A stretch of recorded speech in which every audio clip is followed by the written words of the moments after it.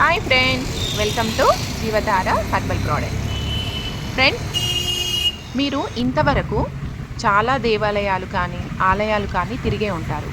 కానీ ఈరోజు నేను మీకు చూపించబోయే దేవస్థానము చాలా ప్రత్యేకమైన దేవస్థానం అండి అది. కానీ నేను నా నోటి నుండి చెప్పకుండా మీకు డైరెక్ట్గా ఆ ఆర్చి కానీ లేదంటే కమాన్ నేను చూపించాలనుకుంటున్నాను. మనకు ఇది హైదరాబాద్లో ఉందండి. కొంచెం ముందుకెళ్తే మనకు ఆ ఆర్చ్ అనేది కనిపిస్తుంది. మరి మీరే చూసేయండి.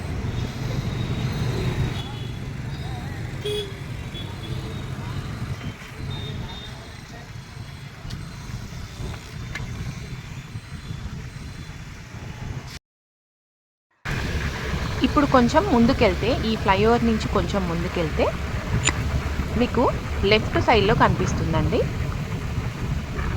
నేనైతే చాలా షాక్ అయ్యాను ఫస్ట్ ఈ ఆలయము దేవస్థానంని చూసి. ఇలాంటి దేవుడు కూడా ఉంటాడా అనిపించింది నాకు. మీరు కూడా చూసేయండి మరి అది ఏం దేవస్థానము అనేది.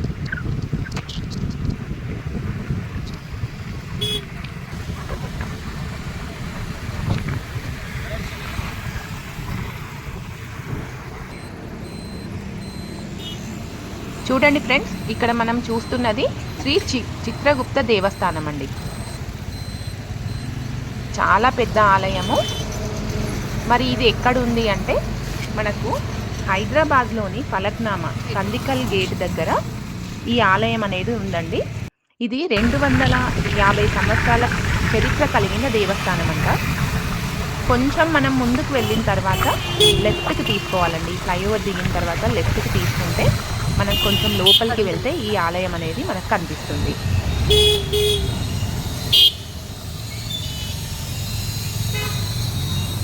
మీరు ఇక్కడ చూస్తున్నారు కదా, కొంచెం స్లమ్ ఏరియా అండి ఇది. కొంచెం లోపలికి వెళ్ళాలి మనము.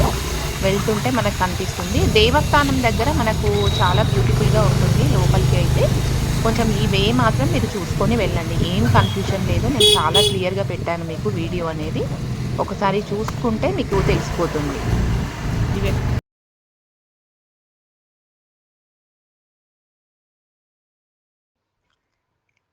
దగ్గరికి వచ్చేసాము.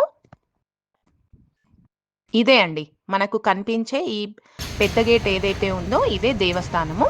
మనకు ముందు నుంచి చూస్తే ఈ దేవస్థానం అనేది పెద్ద క్లియర్గా తెలియదు. మీరు లోపలికి వెళ్ళిన తర్వాత మాత్రం కొంచెం ఓపెన్ ప్లేస్ ఉంటుంది. ఈ చిత్రగుప్త దేవస్థానం కమాన్ కనిపిస్తుంది కదా, ఈ లోపలికి వెళ్ళాలి ఇప్పుడు మనము. ఇక్కడ ఈ గ్రౌండ్లో మనకు చాలా ఉప ఆలయాలు ఉన్నాయండి. మనకు శబరిమల అయ్యప్ప స్వామి దేవాలయం ఒకటి ఉంది.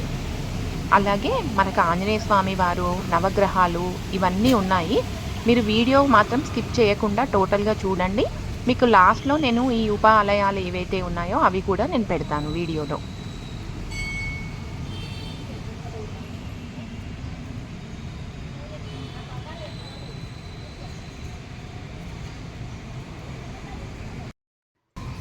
ఇక్కడ మీరు చూస్తున్నది ధ్వజస్తంభము.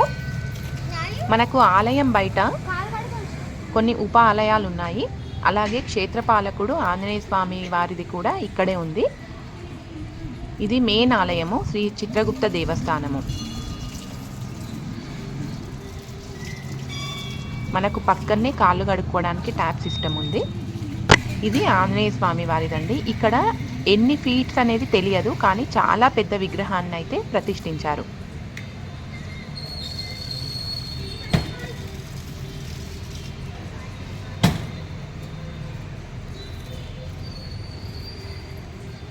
మనకు పక్కనే కనిపించేది నవగ్రహాలు కూడా కనిపిస్తాయి ఇక్కడ.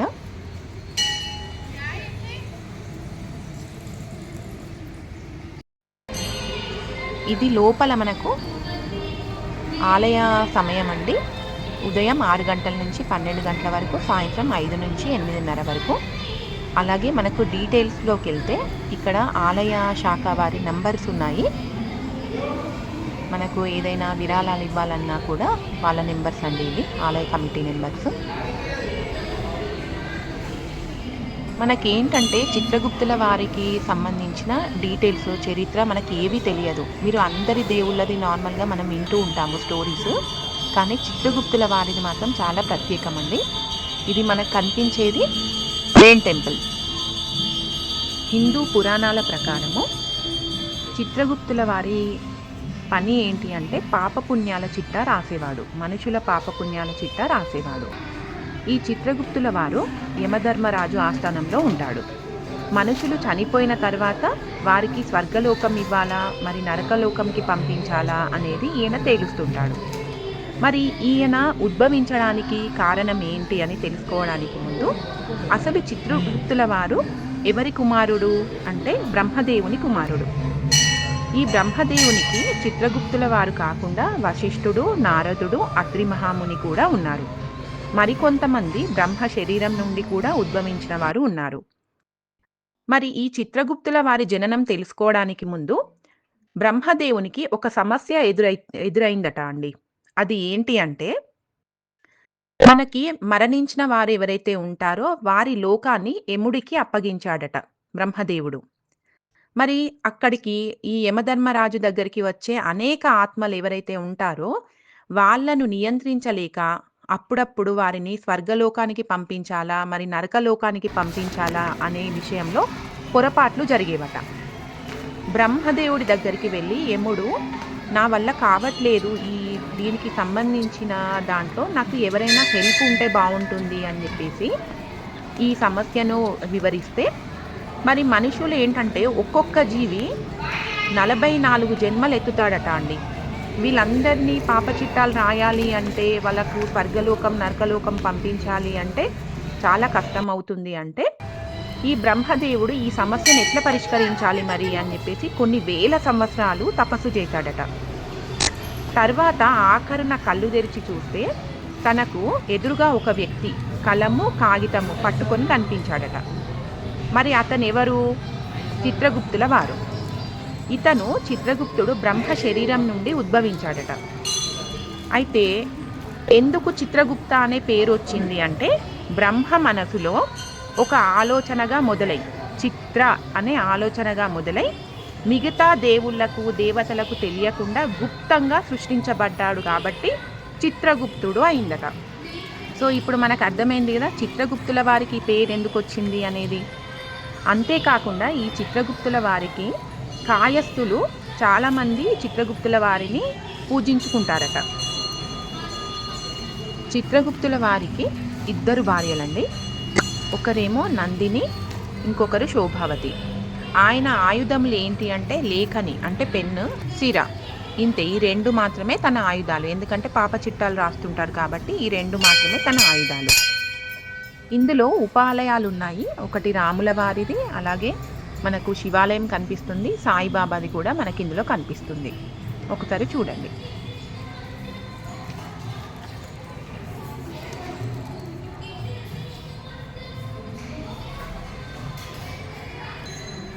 మరి ఇక్కడ ఆలయ విశిష్టత అలాగే ప్రత్యేకమైన పూజలు ఏవైతే ఉన్నాయో వాటి గురించి ఇక్కడ ఆలయ పూజారిని కనుక్కుందామండి ఒకసారి.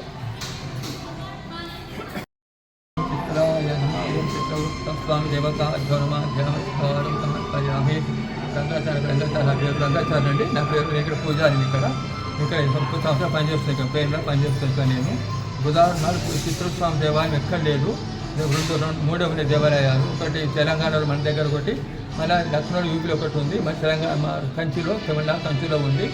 ఈ ఆలయము ఉదాహరణ పూజ ఉంటుంది. ఇక్కడ ఉదాహరణ విశేష పూజ ఉంటుంది స్వామివారికి. ఆ రోజు చాలామంది భక్తులు వస్తుంటారు. మేము ముందు ప్రత్యేకంగా కేతుగ్రహ పూజ అవుతుంది. ఇక్కడ 7 బుధవారం పూజ చేస్తే మంచి 7 వారాలు చేస్తే మంచిది అన్నమాట. వాళ్ళకి 7 సంఖ్య 7 ఇక్కడ 7 దీపాలు వెలిగించాలా, 7 ప్రదక్షిణాలు చేస్తాం. వారికి 7 చేయాలా, 7 వారం పూజ చేస్తే మంచిది. 7 ఎందుకు చేయాలి? 7 ప్రదక్షిణాలు. చిత్ర సంఖ్య 7 కాబట్టి సంఖ్య 7 అనమాట.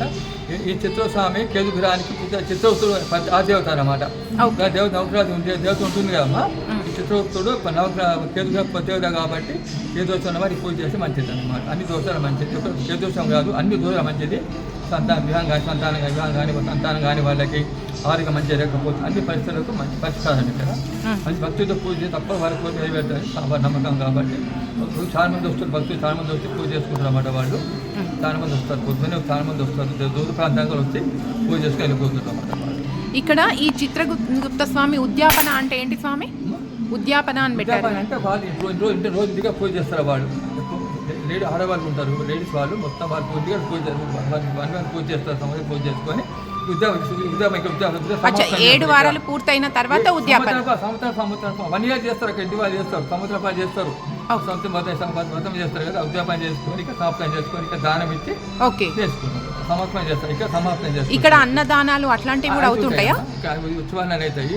వినాయక చవితి అవుతుంది, దసరా నవరాత్రి, మహాశివరాత్రి, శ్రీరామ కళ్యాణం అవుతుంది. అన్ని ఉత్సవాలు అవుతాయి ఇక్కడ. బ్రహ్మోత్సవాలకి లేవు కాబట్టి అన్ని ఉత్సవాలు ఇక్కడ అవుతాయి. ఓకే, థ్యాంక్ యూ స్వామి. ఆలయంలో దర్శనం చేసుకొని బయటికి వచ్చిన తర్వాత ఇక్కడ ఇది నవగ్రహాలండి. నేను బయట ప్రాంగణం చూపిస్తున్నాను, ఏమేమి ఇంకా వేరే ఉప ఆలయాలు ఏవైతే ఉన్నాయో అవి. ఇది బయటికి వెళ్ళే దారి అండి, చిన్న గేట్ నుంచి కూడా భక్తులు రావచ్చు బయటికి వెళ్ళడానికి. చాలా పెద్ద గ్రౌండ్ ఇదంతా. మనకు బయటికి ఇక్కడికి వస్తే ఇది హనుమంతుల వారిది. ఇప్పుడు మనకు అక్కడ కనిపించింది ఏంటంటే మనకు విగ్రహాన్ని ప్రతిష్ఠించారు. ఇది ప్రత్యేకమైన ఆంజనేయ స్వామి వారిది. ముందర మనకు రావి చెట్టు ఉందండి ఇక్కడ, శివాలయము. అలాగే ఇది మనకు అయ్యప్ప స్వామి వారిది దేవాలయము. మనకు ఇందులో ఆడవారిని వెళ్ళొద్దు కాబట్టి నేను బయట నుండే కొన్ని తీశాను, సో చూసేయండి ఒకసారి. ఇందులో మనకు సంతాన నాగేంద్రుల వారు చాలా ఉన్నాయి ఇక్కడ. ఆలయం ఏంటంటే క్లోజ్ అయి ఉంది. మేము ఇక్కడ 12 వరకే కాబట్టి మెయిన్గా దర్శనం చేసుకొని వచ్చే వరకు ఇవన్నీ క్లోజ్ చేశారు. ఇక్కడ కూడా శివుడు, మనకు పక్కన దేవాలయాలు ఉన్నాయి, అన్నీ క్లోజ్ అయి ఉన్నాయండి. మరి ఈ చిత్రగుప్తుల వారి దేవస్థానానికి సంబంధించిన సమాచారం అయితే నేను దాదాపుగా మీకు తెలియజేశానండి. మీరు హైదరాబాద్కి వస్తే మాత్రం కంపల్సరీగా ఈ చిత్రగుప్తుల దేవస్థానంని మీరు దర్శనం చేసుకోండి. చాలా బాగుంది ఇక్కడ, పూజలు కానీ హారతి కానీ చాలా బాగుంది. సో ఇదండి ఫ్రెండ్స్ ఈ వీడియో. మన వీడియో కనుక మీకు నచ్చినట్లయితే లైక్ చేయండి, షేర్ చేయండి, మన ఛానల్ని సబ్స్క్రైబ్ చేయండి. Thanks for watching.